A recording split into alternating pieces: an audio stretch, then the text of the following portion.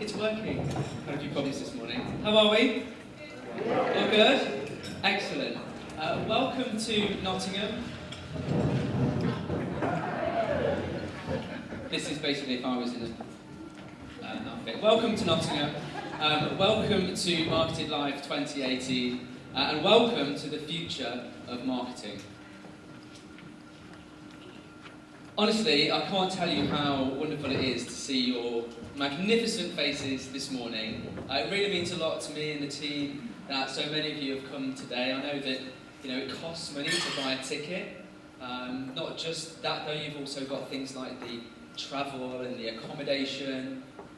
And that's just the physical stuff. You've also got the time as well, and that's an investment in itself. So I appreciate the fact that you've taken time out of your busy lives today to be here with us. We're going to make sure that it's a truly magnificent day. There's absolutely loads for us to do. We really had a great time last year. This is us if you weren't there. But one of the things when you run an event is that it's actually pretty stressful. You've got things like the audio-visual, for example, and all the speakers to organise and all that kind of stuff. I know many of you actually organise events yourselves, whether you're running workshops for clients or just organising training. Maybe you run a 2 to 3 day conference. A couple of you in here doing that. But at the end of it all, you come away, even as the event organiser, having listened to some great content, had some really good ideas, and actually made a lot of friends within the room. And when we think about marketing, it really is all about the people. And I want you today to share your own ideas and experiences of marketing with each other. That's why we have the round tables rather than theatre style. Maybe if we sell more tickets next year, we're going to have to think about that. It's quite busy. But we want you to share ideas. Because what is marketing if it's not simply people talking to people? And so there's an opportunity today. We also want you to share your ideas and the information today with the world, those people who aren't that clever and didn't buy a ticket, using the official hashtag #MarketedLive. No 18 or 2018, just Marketed Live. It's timeless, classic. It's easier to remember as well. So please share what's going on with those people who can't make it today. Give them some major FOMO, if you would.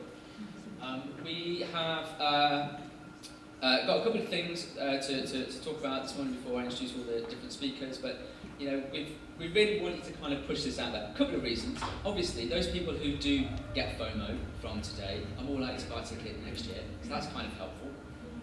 But also, it would be great if we can have a little bit of altruism going on and share some of the snippets, some of the knowledge that you learned today with people who, for a variety of reasons, couldn't actually make it. So we want you to do that.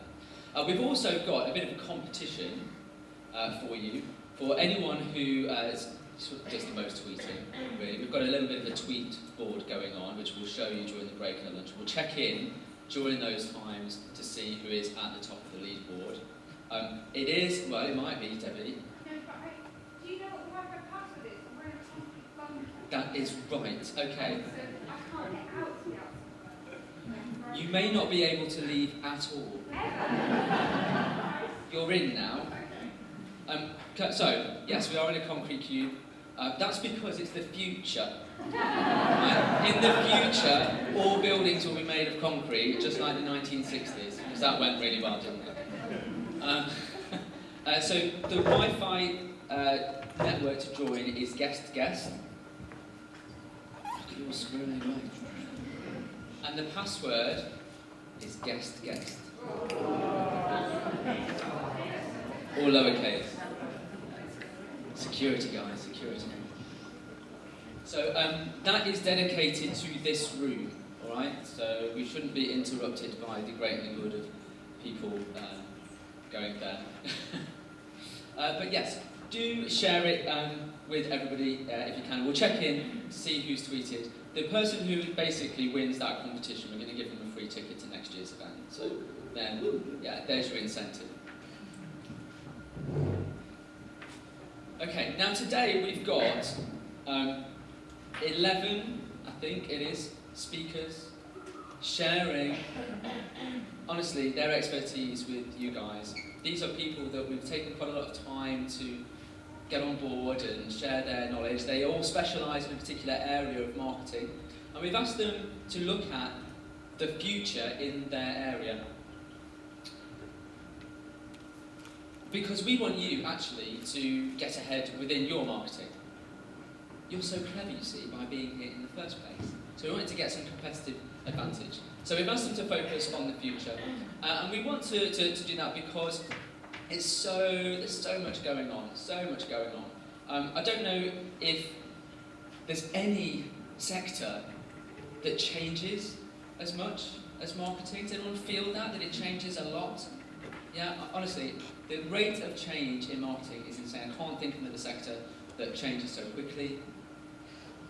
Maybe the cater price boyfriend sector, that seems to change quite a lot. But we thought, well, let's have a look at that. Now, some of you may have received an email from me with an invitation to take part in a bit of research that we were doing for today, where we wanted to ask you a series of questions to find out what your challenges were in marketing. And thank you to those who actually responded to us. It's been really interesting to see what you guys have said. But the reality is that I think, I was right, I always am, about thinking that marketing changes quickly. So, I'm going to share some of this research with you. So, we asked you, do you find it difficult to keep up with the pace of change in marketing? And, these are not big numbers, by the way. This is not like the most empirical piece of research ever done. But it's quite useful, I think, when you ask marketers, what they think of these things. And you can see here that most people who responded actually do find it difficult to keep up with changes, And you've got to ask yourself, well, how do you keep up? How do you keep up with all the things that are going on? It does change quite a lot. There's so many things going on. I mean, I can't even keep up with the sort of super zoom options on Instagram. It's little things like that. So, God forbid, you've got clients to run and a business to look after, and you've got, kids, or a wife, or a husband, or a partner, or a significant other, an insignificant other, or, just your damn self, whatever it is, it is difficult to keep up with some of this. There's so much content out there, you see. There's so much that we struggle to actually consume. And when we asked you, how do you, do you actually consume too much content, or how much do you consume? You can see there that there's a large part of you that actually spend a lot of time consuming content. I mean, I've got to ask, do you actually get any work done? But it's true, isn't it? You've got all the changes, you've got the amount of content, you've got networks changing things like algorithms and making it more difficult to actually get your content seen out there. It is more of a challenge these days. And it's hard to know exactly what to believe. Like, what's real? How do we know what's real anymore? Do we see?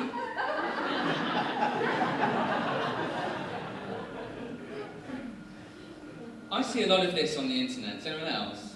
Yeah? I've got to call it out, I think, whilst I'm here. 10 steps to this, and here's my blueprint, and an auto webinar that you can join that pretends that it's live. Anyone been on one of these when you're sort of like sucked in? Yes. She knows.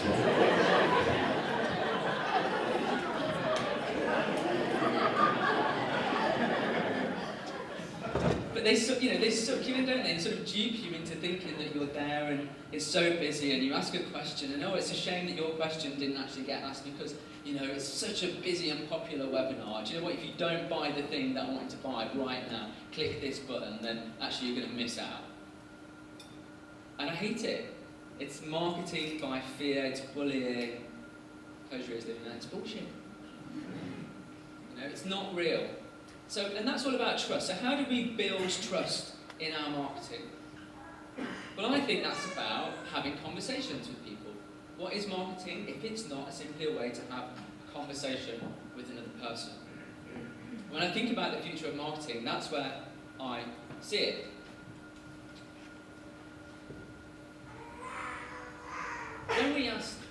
which areas of marketing you actually currently use. You can see here there's some quite interesting results. Social media. So most of you, or sorry, yes, most of you, just thinking about the numbers. Yeah, so most of you use social media. I don't think that's any great surprise, really, is it?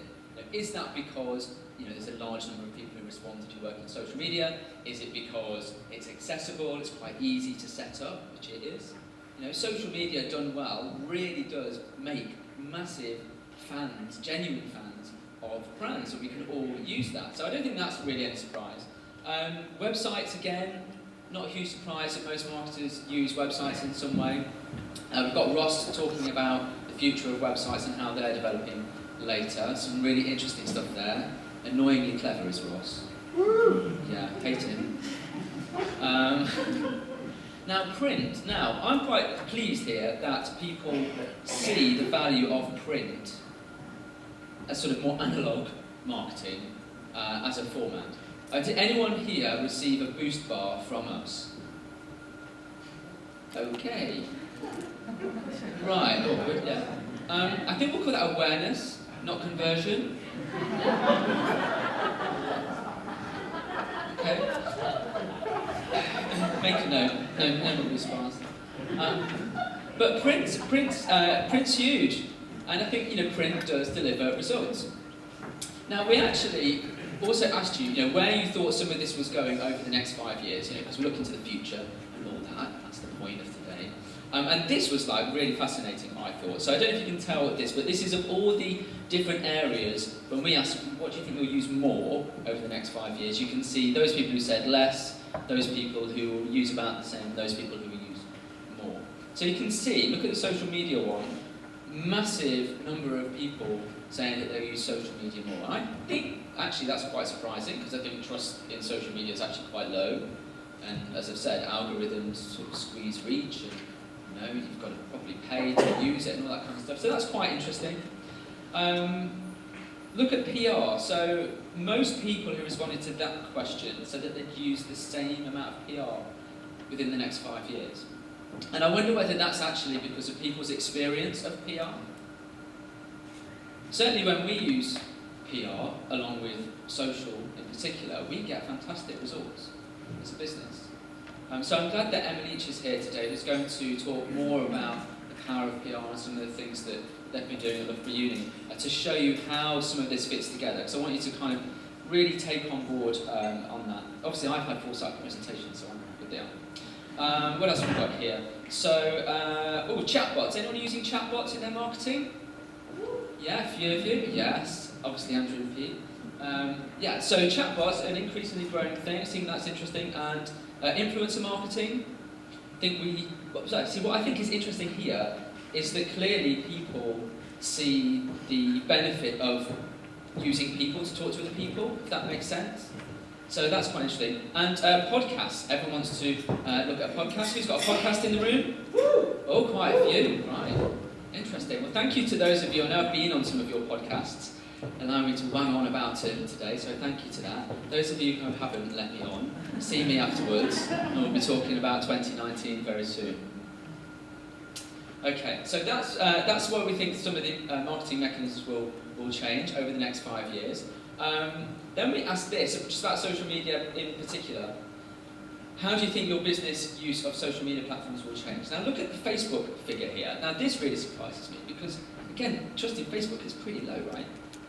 People want to use more Facebook.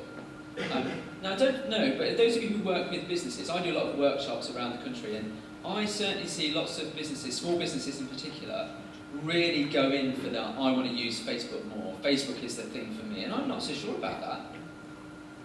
It depends on the business and their audience and all that kind of stuff, but Facebook is harder than it was. Twitter, great. LinkedIn, look at LinkedIn. Do we like LinkedIn now, again? Yeah, LinkedIn's doing really well, isn't it? I think LinkedIn's really driving some results for that. So finally getting the benefit of the Microsoft acquisition. Instagram's the fastest changing, fastest growing, so that's no surprise. Look at YouTube. Everyone wants to be a YouTuber, even grown-ups. Well done. They will start a YouTube channel. Okay, so you can see there that there's lots of changes. Of course, lots of people want to think on how they'll use these things. But when we asked for some specific comments on how you're going to use social media, how you think social media will change in the future, I'm just going to show some of the comments that were said. So, personalised, more direct, more targeted. Do we like that? I like that. You know, I think that's the benefit of using something like social. Someone had a bit of a comment, really, more than looking at the future. People are forgetting the social in social media. You know, I think some people are, right? Social media is a social platform. Let's remember that. This next one was pretty deep. If we got laid in the way that many brands use social, the world would die out in a few generations.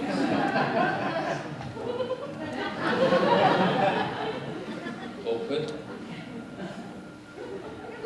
Less automation. That's what we want. More bots. More niche. So I think, you know, we do understand where some of this is going. I think there is a sense of people wanting to target stuff down. Someone actually said MySpace. MySpace is the future of social. And the lesson here, ladies and gentlemen, is don't create a Twitter ad inviting strangers to participate in a survey. So we sort of like withdrew or took out all of the responses where the Twitter ad was the source because I got the target audience from them in the ad. So don't do that. Okay. So right. We asked you also, what were the mistakes that you think marketers make in their marketing? This is kind of, you know, self-reflection. We're doing it in the morning. Self-reflection here. So, one mistake, reliance on technology. Little understanding about relationships. Preaching, not engaging. Being all about the brand, not about the audience. Not understanding the target market. Not listening. Not following up. The list goes on a bit. And I'll be honest, you're pretty savage in some of these. I can only really draw one conclusion for the comments that were made about marketing and yes, also, you know, how you respond as marketers to marketing. And the conclusion is this.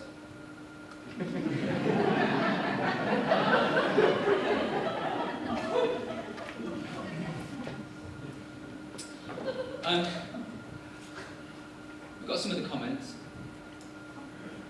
So what do we want about the future in marketing? Someone actually said that we need more authenticity. What the person who wrote the comment then went on to refer to as the wanky buzzword of the moment. There's your screenshot for Twitter. Take it now. Got it? Got it.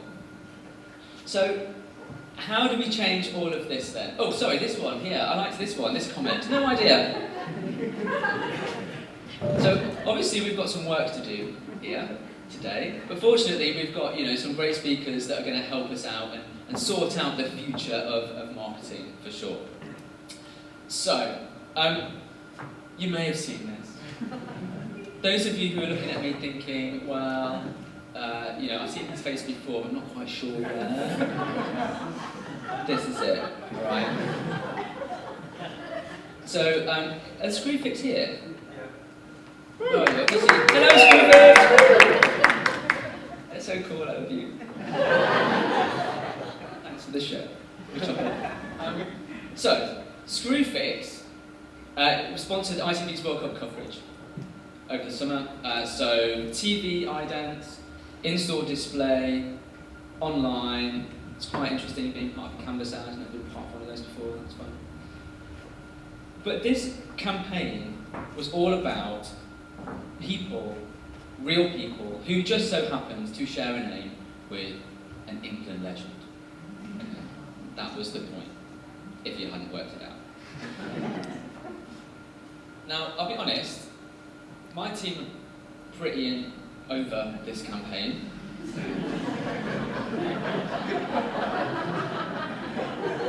Might have been talking about it for a while, I don't know. But it did actually do extremely well in terms of sentiment. If you look at this from 40 Insights, Screwfix came top in terms of sentiment. Why was that? Well, because they used real people, right? They used real people. People resonated with Kevin Keegan or Alan Ball or Ashley Cole and all these people who shared a name, and it was real people in real scenarios. So that's why it works, and I think that's a good indicator of why marketing like this works, where you are talking about real people. So, what can we do to get over this? What can we do to do more of this sort of personalised marketing? Well, we know how personal things like this are. We all have a bit of Instagram automation, do we not? Yeah? No? This isn't real, by the way. We made this up. I don't have a dog. Because I killed it. No, I didn't. This is already going downhill so fast. Right, automation. Automation is a big part of what we see in marketing today. And as we've seen from some of the comments, people said that automation is one thing that maybe people are looking at. Now, actually, automation does have a place. There's a study that Facebook did that said something like 63% of all consumers are happy to message a brand to allow them to communicate with them, and that something like 56% of people would actually prefer to use personal messaging rather than call a call centre. And we know that over 50% of people would actually shop elsewhere if they can't message a brand, which is hugely powerful in terms of numbers. And why is that? Well, it's because I think we find it accessible. We've got the technology in the palm of our hands, and Howard from EE is going to talk a lot about mobile later and how we can use some of that. But I want us to look at technology for a little bit because it does help us potentially as marketers. We mentioned chatbots as well. So how can we do all of this? We're going to have a look at some of this a little bit later on. This is the sort of technology that I like. Ticket holders, that's you, should have received a video message from me using this app called Bonjour. Who are they? In the bear suits. Okay? If you're in any doubt later who they are, they're the one in the onesies. But this is automation in the sense that whenever someone buys a ticket using Eventbrite, we use Zapier to actually create a task in Bonjour for me to send somebody a video message. So here's me sending a message to Natalie over there. Hello. Did I need to ask your permission for this? Am I now GDPR not compliant? So as a ticket holder, you should have received a video message from me with me saying thank you for buying a ticket and explaining the things about today and what you can do and how we can help and offer that if you've got any questions whatsoever. It's dead simple to do, and I do think that this is probably the single piece of technology that has helped us the most this year. We've had people replying to these messages saying how much they've loved them. We've had people sharing these videos on social media. That's incredibly powerful when you've got other people saying this is how you promote an event. So thank you to Bonjour for helping us with this. It's a really great tool, it's a really great piece of automation. As is our chatbot. So our chatbot's called Mel. Anyone use our chatbot on our website? Okay. Now I hope you found it a good experience actually, because we designed it as a concierge. It was there to answer questions. And one of the great things about chatbots is that this sort of automation can really improve the customer experience.